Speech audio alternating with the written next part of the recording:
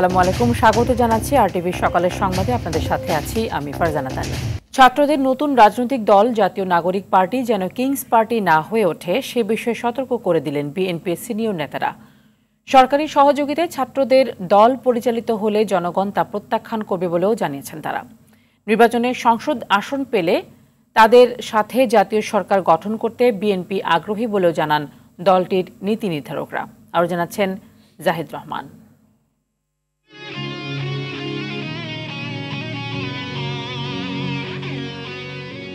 বৈষম্য বিরোধী ছাত্র আন্দোলন ও জাতীয় নাগরিক কমিটির উদ্যোগে আত্মপ্রকাশ করেছে ছাত্রদের নতুন রাজনৈতিক দল জাতীয় নাগরিক পার্টি।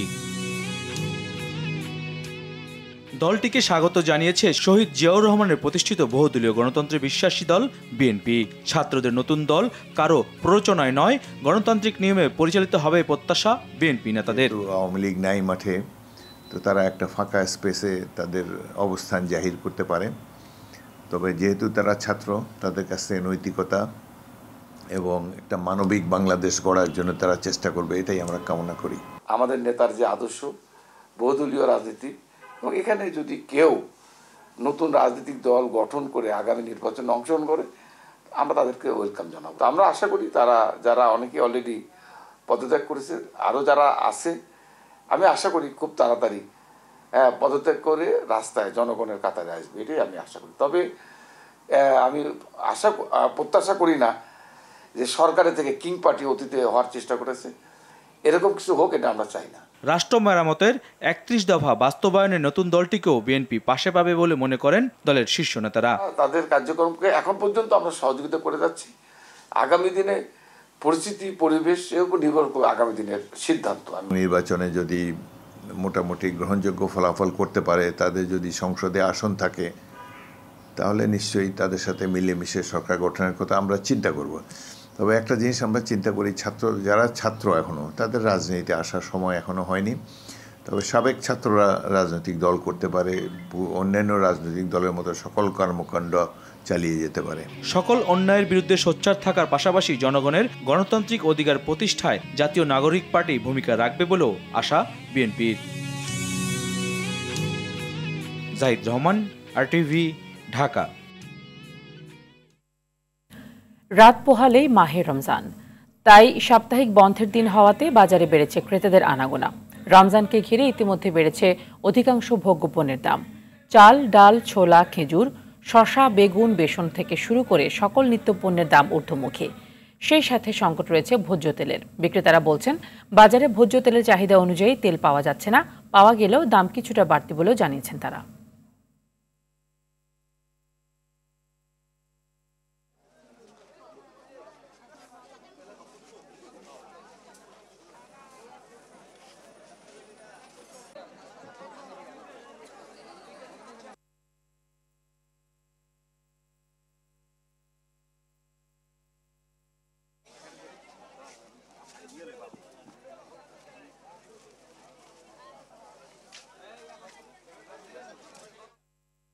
বাজার পরিস্থিতি জানাতে কারণ বাজারে রয়েছেন সহকর্মী বিপুল দেব রায় এবং আশুলিয়া থেকে যুক্ত হবেন তৌহিদ মোর্শেদ নোমান।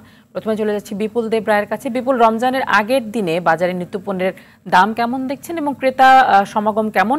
ক্রেতারা কি বলছেন দাম নিয়ে? তানি, আসলে আপনি যেমনটা বলছিলেন, ক্রেতা সমাগম আসলে ভরপুর। অর্থাৎ রমজানকে সামনে রেখে ইতিমধ্যেই কারণ বাজারের ক্রেতাদের সমাগম বেড়েছে এবং বেচা বিক্রিও বেড়েছে। আমরা সকাল থেকে দেখছি যে ক্রেতাদের উপচে পড়া ভিড় রয়েছে এই বাজারে এবং সেই সাথে বেচা বিক্রিও করতে ধুম বেচা বিক্রি হচ্ছে এক প্রকার বলতে গেলেই।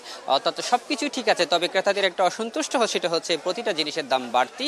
অর্থাৎ রমজানকে ঘিরে যেসব নিত্যপণ্য বা ভোগ্যপণ্যের প্রয়োজন সবকিছুরই দাম ঊর্ধ্বমুখী। তবে বিক্রেতারা বলছেন যে আসলে যা বাড়ার আগেই বেড়েছে, গত কয়েকদিন আগে অর্থাৎ এক সপ্তাহ ধরে যে বাড়ার প্রবণতা ছিল সেভাবে বেড়েছে। তবে আজকে যেটা বেড়েছে সেটার মধ্যে স্থিতিশীলতা রয়েছে। তবে আমরা দেখেছি ছোলার বাজার, বেগুন এবং বিশেষ করে তেলের বাজারটা একেবারে সংকট বলা যায়, তেল নাই বললেই চলে। অর্থাৎ আমরা দুই একটা দোকানে শুধু কয়েকটা বোতলজাত তেল দেখলো, খোলা তেলগুলোকে আবার বোতলে করেও বিক্রি করছে, এরকমই দেখতে পাচ্ছি। পাশাপাশি বিভিন্ন প্রতিষ্ঠানের যে বোতলজাত তেল সেগুলো একেবারে নেই বললেই চলে, দুই একটা দোকানে যা দেখা যাচ্ছে তাও একেবারে চড়া দামে বিক্রি হচ্ছে। এবং এখানকার যে ক্রেতারা যে অসন্তুষ্ট সেটাও আমরা একটু শুনবো।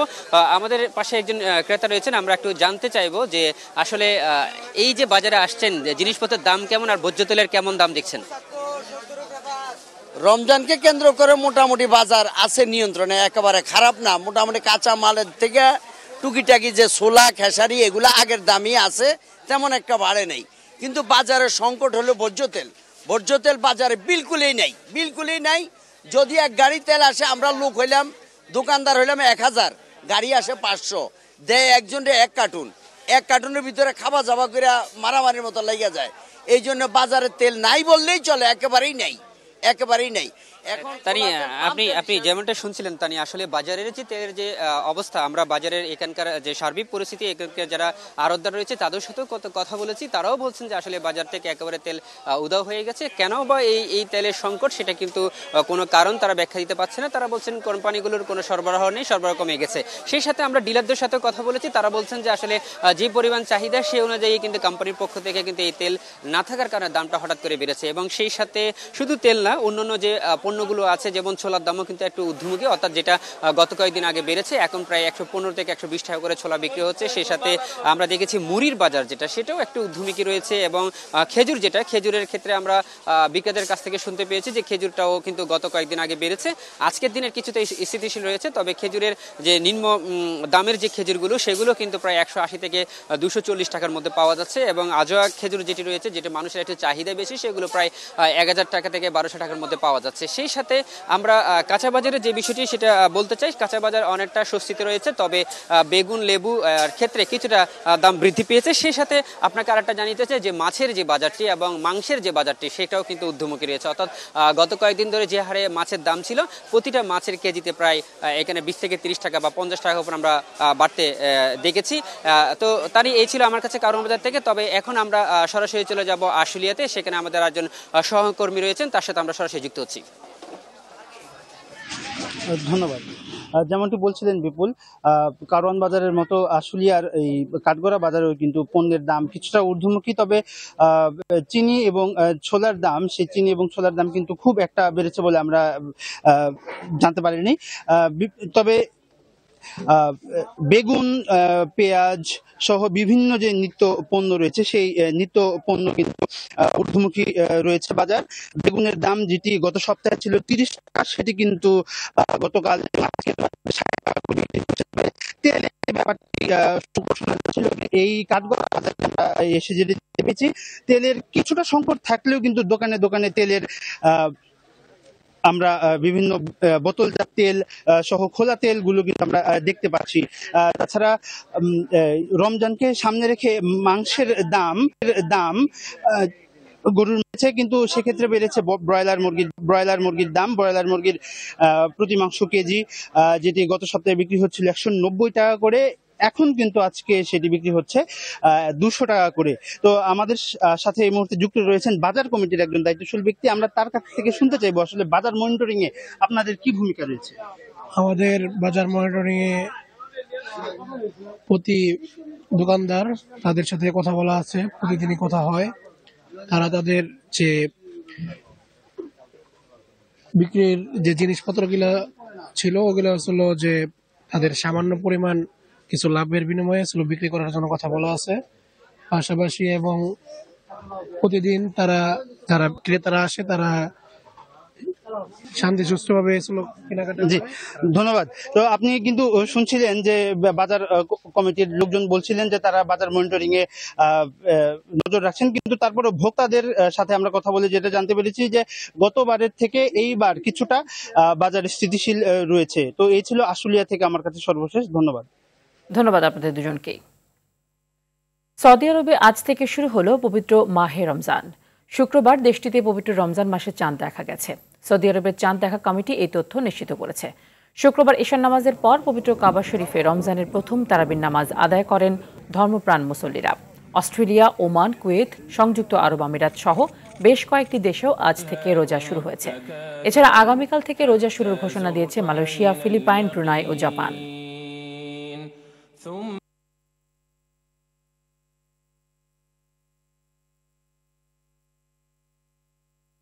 দেশে পবিত্র রমজান মাস কবে থেকে শুরু হবে তা জানা যাবে আজ রাতে। এ নিয়ে বৈঠকে বসবে জাতীয় চাঁদ দেখা কমিটি। সন্ধ্যা ৬টায় ইসলামিক ফাউন্ডেশনের বায়তুল মোকাররমের সভাকক্ষে এই বৈঠক হবে। এতে সভাপতিত্ব করবেন ধর্ম বিষয়ক মন্ত্রণালয়ের উপদেষ্টা ডক্টর আ.ফ.ম. খালিদ হোসেন। এই সভায় ১৪৪৬ হিজরি সনের পবিত্র রমজান মাসের চাঁদ দেখার সংবাদ পর্যালোচনা ও সিদ্ধান্ত নেওয়া হবে। আজ চাঁদ দেখা গেলে রোববার থেকে বাংলাদেশে শুরু হবে সিয়াম সাধনার মাস। দেশের যে কোনো স্থানে চাঁদ দেখা গেলে তা কমিটিকে জানানোর অনুরোধ করা হয়েছে। আরবি ক্যালেন্ডার অনুযায়ী প্রতি বছর শাবান মাসের ২৯ তারিখ জাতীয় চাঁদ দেখা কমিটির বৈঠক অনুষ্ঠিত হয়।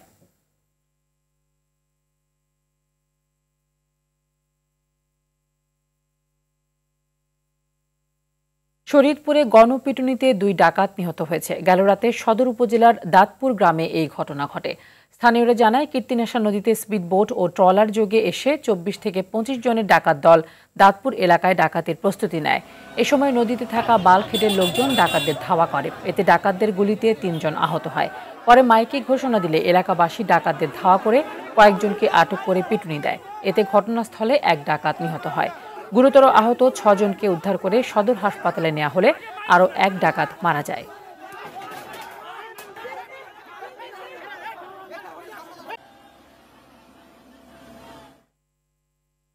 সারা দেশে আইনশৃঙ্খলা পরিস্থিতি স্বাভাবিক রাখতে ও অপরাধীদের দমনে অভিযান অব্যাহত রেখেছে যৌথ বাহিনী। তারই ধারাবাহিকতায় গেল রাতে রাজধানীর হাতিরঝিল সহ বিভিন্ন এলাকায় চলে সেনাবাহিনী ও পুলিশের সমন্বয়ে যৌথ বাহিনীর অভিযান। গাড়ির কাগজপত্র ঠিক না থাকায় ও বাইকারদের হেলমেট না থাকায় ৫০টির বেশি মামলা দেওয়া হয়। এছাড়া সন্দেহভাজন কয়েকজনকে আটক করা হয়। যৌথ বাহিনীর এমন অভিযানকে স্বাগত জানান জনসাধারণ। সেই সাথে এমন অভিযান চলমান রাখার দাবি জানান তারা।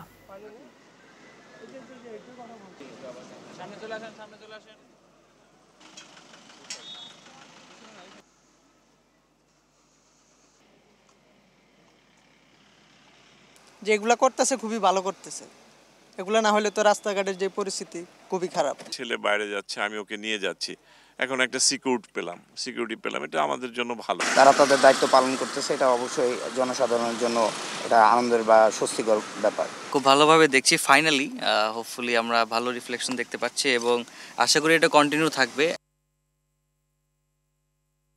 ঢাকার ধামরাইয়ে গ্যাস লিকেজ থেকে বিস্ফোরণে দম্পতি দগ্ধ হয়েছেন। গেল রাতে ধামরাই পৌরসভার কুমরাইল এলাকায় এই ঘটনা ঘটে। দগ্ধরা হলেন টাঙ্গাইলের মির্জাপুরের বাসিন্দা আসিফ ও তার স্ত্রী শান্তা। তারা ধামরাইয়ের ভাড়া বাসায় থাকতেন। স্থানীয়রা জানান রাতে হঠাৎ বিকট আওয়াজে ২ তলা ভবনের নিচতলার একটি কক্ষে বিস্ফোরণ হয়।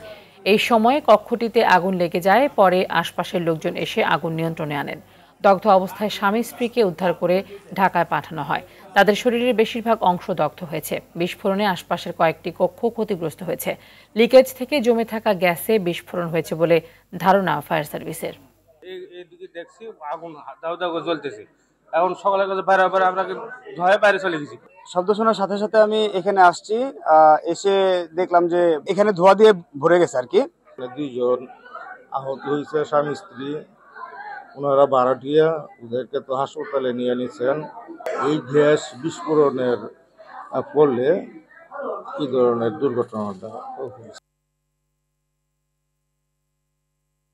মাছের প্রজনন বাড়াতে পদ্মা, মেঘনা ও তেঁতুলিয়া নদী সহ দক্ষিণাঞ্চলে মাছের 5টি অভয় আশ্রমে 2 মাস সব ধরনের মাছ ধরায় নিষেধাজ্ঞা শুরু হয়েছে। এরই মধ্যে নদী থেকে ফিরে এসেছেন জেলেরা। 1 মার্চ থেকে 30 এপ্রিল পর্যন্ত 392 কিলোমিটার জলসীমায় এই নিষেধাজ্ঞা বহাল থাকবে। এই সীমানার মধ্যে আছে ইলিশার মদনপুর থেকে ভোলার চরপিয়াল পর্যন্ত, মেঘনা নদীর শাহবাজপুরের 90 কিলোমিটার, ভোলার ভেদুরিয়া থেকে পটুয়াখালীর চর রুস্তম পর্যন্ত তেঁতুলিয়া নদীর 100 কিলোমিটার। এছাড়া চাঁদপুরের ষাটনল থেকে লক্ষ্মীপুরের চর আলেকজান্ডার পর্যন্ত মেঘনা নদীর 100 কিলোমিটার এবং শরীয়তপুরে পদ্মার 20 কিলোমিটার। এছাড়াও বরিশালে 82 কিলোমিটার এলাকায় এই নিষেধাজ্ঞা দেওয়া হয়েছে। এ সময় নিবন্ধিত জেলেদের প্রত্যেককে 160 কেজি করে চাল দেওয়ার কথা জানায় সংশ্লিষ্ট কর্তৃপক্ষ। 60 দিন পর্যন্ত নদীতে মাছ আহরণ এবং মাছ ক্রয় বিক্রয় করবে তাদেরকে আইনে সোপর্দ করা হবে। 200 ফোর্স মোতায়েন আছে। আর 26টি নৌটহল দল পালাক্রমে ডিউটি করবে। এ বিষয়ে বিস্তারিত জানাতে ভোলা থেকে আমাদের সঙ্গে সরাসরি যুক্ত হচ্ছেন সহকর্মী অমিতাভ অপু। অপু, আমরা যেমনটি জানছিলাম যে মধ্যরাত থেকে পদ্মা এবং মেঘনায় ইলিশ সহ সব ধরনের মাছ ধরা বন্ধ রয়েছে। এ বিষয়ে আপনার কাছে কি কি তথ্য রয়েছে এবং প্রশাসন কতটা কঠোর থাকবে এই নিয়ম মানানোর ক্ষেত্রে? তানি, আপনি যেটা জানতে চেয়েছেন যে আপনি মেঘনা এবং পদ্মার কথা বলেছেন, সাথে সাথে কিন্তু তেঁতুলিয়া নদীতেও কিন্তু এই অভিযান অব্যাহত থাকবে। কারণ আপনাকে জানিয়ে রাখছি যে দেশের যে 320 কিলোমিটার এলাকাকে অভয়স্থল ঘোষণা করা হয়েছে, তার মধ্যে উল্লেখযোগ্য হচ্ছে ভোলার কিন্তু ইলিশা থেকে সেই চরপিয়াল পর্যন্ত 90 এবং ভোলার ভেদুরিয়া থেকে পটুয়াখালীর যে চরউস্তম সেখানে 100 কিলোমিটার এবং ভোলার ভেদুরিয়া থেকে আবার হিজলা, বরিশাল হিজলা সেখানে কিন্তু 30 কিলোমিটার রয়েছে। এই ভোলাকে কেন্দ্র করে কিন্তু বিশাল একটি এলাকাই হচ্ছে ইলিশের অভয়স্থল। তো এই ইলিশের অবস্থলে এবং সর্বাধিক ইলিশ এখানে উৎপাদিত হয় এবং যেটি দেশের 3 ভাগের 1 ভাগই হচ্ছে ভোলা থেকে উৎপাদিত হচ্ছে, যে কারণে গুরুত্ব সহকারে এখানে ভোলার জেলা প্রশাসন এখানে গুরুত্ব সহকারে দিচ্ছে। আমাদেরকে দৌলত খানের মৎস্য অফিসার, সিনিয়র মৎস্য অফিসার মাহফুজুল হাসান তিনি আমাদেরকে জানিয়েছেন গত রাতে তারা সন্ধ্যার পর থেকে কিন্তু তারা অভিযান শুরু করেছে এবং রাতে পর্যন্ত তারা সব ঘাটে ঘাটে গিয়ে জেলেদেরকে যেন না নামে মাছ ঘাটগুলো বন্ধ রেখেছে। আমি যেখানে দাঁড়িয়ে আছি এটি কিন্তু তুলাতুলির মেঘনার পাড়ে, এখানে কিছুক্ষণের মধ্যে মৎস্য বিভাগের নেতৃত্বে এবং এখানে কোস্টগার্ড সহ একটি টিম এখানে মেঘনা নদীতে তারা অভিযানে নামবে। এবং একই সাথে আমরা এখানে দেখতে পাচ্ছি যে জেলেদের যে প্রতিনিধি যারা ক্ষুদ্র মৎস্যজীবী সমিতির দৌলত খানের সভাপতি এবং ভোলা জেলার যে সাধারণ সম্পাদক এখানে আল মামুন, এখানে তাদেরকেও আমরা দেখতে পাচ্ছিলাম। আমি যদি আল মামুনের কাছে যদি জানতে চাই যে এখানে কি ধরনের আপনাদের প্রস্তুতি এখানে রয়েছে, আপনারা কিরকম জেলেদের কাছে এখানে কি আপনারা যে মাছ ধরা বন্ধ সকল ঘাটে ঘাটে আমরা মৎস্য অফিসার মাহফুজুল হাসনাইন উনি সহ তারপরে আরেকজন হলো অফিসার অপু ভাই নাকি ওনার নাম, ওই অফিসার সহ আমরা একবারে গেছি, না শুভ ভাই সহ আমরা প্রতিটা ঘাটে ঘাটে আমরা অভিযান এবং আমরা তৎপরতা ছিলাম। প্রতিটা জেলেকে আমরা বলেছি যে আপনারা এইভাবে কি দাবি আছে, আমাদের দাবি আছে হলো আমাদের যেহেতু প্রতিটা জেলে এখন আমাদের ইয়াতে যাচ্ছে না, এই যে অভিযানে এখন নদীতে যাচ্ছে না, তাদের যে পাওনা, তাদের যে খাদ্য যে ইয়াটা তারা আর একটু বাড়ানো হোক। এবং আপনি শুনছিলেন যে মামুন জানাচ্ছিলেন যে খাদ্য সুবিধাটা বাড়ানোর জন্য। আপনাকে যদি একটু জানিয়ে রাখি যে ভোলা 1,70,344 জন জেলের নিবন্ধিত জেলে রয়েছে, তার মধ্যে মাত্র 89,600 জন জেলের জন্য খাদ্য এসেছে 7,07,168 মেট্রিক টন এবং 80,744 জন জেলে কিন্তু খাদ্য সুবিধা পাচ্ছে না। তো এই যে জেলেরা না পাওয়া খাদ্য সুবিধা পায়নি যারা, তাদের মধ্যে কিন্তু ক্ষোভ রয়ে গেছে, তারা কিন্তু বিশৃঙ্খলা সৃষ্টি করার চেষ্টা করবে। এটি একটি বড় ধরনের বিষয়, এটি প্রশাসনের দৃষ্টি আকর্ষণ করেছেন যে মৎস্যজীবী কর্মকর্তারা। এই ছিল আমাদের কাছে তানি সর্বশেষ এবং নিবন্ধনটা যেন 1971 সালের মার্চ ছিল বাংলাদেশের জন্ম মুহূর্তের লগ্ন, বাংলাদেশের ইতিহাসের বাঁক পরিবর্তনের মুহূর্ত। বাংলাদেশের জন্ম এই অগ্নিঝরা মার্চে। 1971 সালের 1 মার্চ দুপুরে জাতীয় পরিষদের অধিবেশন স্থগিত ঘোষণা করেন। এই খবরে রাস্তায় নেমে আসে বিক্ষুব্ধ জনতা, সব দোকানপাট বন্ধ হয়ে যায়, মিছিলের নগরীতে পরিণত হয় ঢাকা। বাংলা একাডেমির সভাপতি আবুল কাশেম ফজলুল হক বললেন, মার্চে ছাত্র জনতার বিক্ষোভ ও প্রতিবাদ স্বাধীনতা যুদ্ধকে ত্বরান্বিত করে। আরো জানাচ্ছেন আতিকা রহমান। লড়াই ও সংগ্রামের মাস মার্চ মাস। মার্চ মানেই সংগ্রামী জনতার স্বাধীনতার আকাঙ্ক্ষায় সামিল হওয়ার ক্ষণ। মার্চের অগ্নিস্ফুলিঙ্গ ত্বরান্বিত করে 9 মাসের মুক্তি সংগ্রামকে। 1971 সালের 1 মার্চ পাকিস্তানের তৎকালীন প্রেসিডেন্ট ইয়াহিয়া খান বেতার ভাষণে 3 মার্চের গণপরিষদের অধিবেশন স্থগিত ঘোষণা করেন। ঢাকা স্টেডিয়ামে পাকিস্তান বনাম বিশ্ব একাদশের ক্রিকেট খেলা চলছিল। ইয়াহিয়ার ঘোষণার সঙ্গে সঙ্গে দর্শক খেলা ছেড়ে বেরিয়ে আসে। হাজারো মানুষ পল্টন গুলিস্তানে বিক্ষোভ করেন। ফেব্রুয়ারি মার্চ এই সময়টাতে প্রতিবাদী নতুন কিছু করার যে আকাঙ্ক্ষা আমাদের জাতীয় জীবনে, রাষ্ট্রীয় জীবনে, সেটা ভয়ানকভাবে অভিব্যক্ত হয়েছে, প্রকাশিত হয়েছে। 1 মার্চেই তিনি ঘোষণা করলেন যে এটা স্থগিত করা হলো। ন্যাশনাল অ্যাসেম্বলির অধিবেশন কবে বসবে এটা ভবিষ্যতে জানানো হবে। সর্বত্রই ছাত্রেরা, মহিলারা এবং বয়স্ক লোকেরা রাস্তায় বেরিয়ে আসছেন পাকিস্তানের বিরুদ্ধে বক্তৃতা দিয়ে। স্বাধীন বাংলাদেশ প্রতিষ্ঠার ঘোষণা ছাত্রেরা সেই দিনে দিয়ে ফেলছে। কেবল বেসরকারি নয়, সরকারি অফিসের কর্মকর্তা কর্মচারীরা রাস্তায় নেমে আসেন। ক্ষুব্ধ ছাত্ররা স্লোগান দেয়, বীর বাঙালি অস্ত্র ধরো, বাংলাদেশ স্বাধীন করো। হোটেল পূর্বানীতে 6 দফার উপর ভিত্তি করে শাসনতন্ত্র প্রণয়নের কাজ চলছিল। সেখান থেকে রাজনৈতিক নেতারা বলেন, বাংলার মানুষ ইয়াহিয়া খানের এই সিদ্ধান্তকে প্রত্যাখ্যান করেছে। ইয়াহিয়া খান সিদ্ধান্ত নিলেন যে যদি একটা আতঙ্ক সৃষ্টি করা যায় ঢাকা শহরে, তাহলে এই শেখ মুজিব এবং অন্য নেতারা তাদের মত বদলাবে। 11টার দিকেই মিলিটারিরা রাস্তায় নামছে, ট্রাক ভর্তি, এবং ওই বস্তি ছিল যে রেললাইনের দুই পাশে, রেললাইন শহরের মধ্যে দিয়ে 2 পাশের বস্তির লোকদেরকে ব্যাপকভাবে মেরেছে, হত্যা করেছে। জগন্নাথ হলে 40 জন ছাত্র ছিল, সেই 40 জনকেই গুলি করে মেরে ফেলছে সেই রাত্রে। 2 মার্চ থেকে হরতালের ডাক দেওয়া হয়। 52 ভাষা আন্দোলন, 69-এর গণ আন্দোলনের মধ্য দিয়ে 1971 সালের মার্চের আন্দোলন চূড়ান্ত পরিণতিকে স্পর্শ করে। আতিকা রহমান, RTV, ঢাকা।